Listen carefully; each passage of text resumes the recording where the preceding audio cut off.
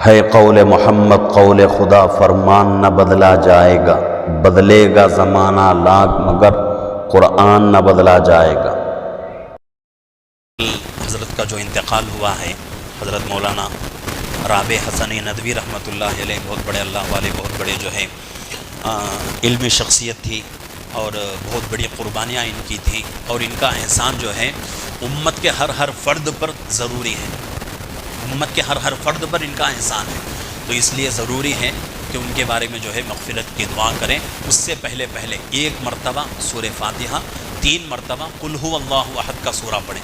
حدیث پاک میں آتا ہے کہ اگر کوئی بندہ 1 مرتبہ الحمد کا سورہ اور 3 مرتبہ قل هو اللہ احد کا سورہ پڑھتا ہے تو اس پر اللہ رب العزت قرآن کے 3 حصے کر کے ایک حصہ پڑھنے کا ثواب اللہ رب العزت دیتے ہیں۔ اگر پورا قرآن پڑھنے کا ثواب لینا چاہتے ہیں تو 3 مرتبہ الحمد کا سورہ، 9 مرتبہ قل هو اللہ احد پڑھنا ہے، پڑھیں گے تو پورے قرآن پڑھنے کا ہمیں اللہ ثواب عطا کریں گے۔ تو اب جو ہے 3 مرتبہ سورہ فاتحہ اور 9 مرتبہ جو ہے قل هو اللہ احد کا سورہ پڑھیں۔ ہر جو ہے ہم میں سے ہر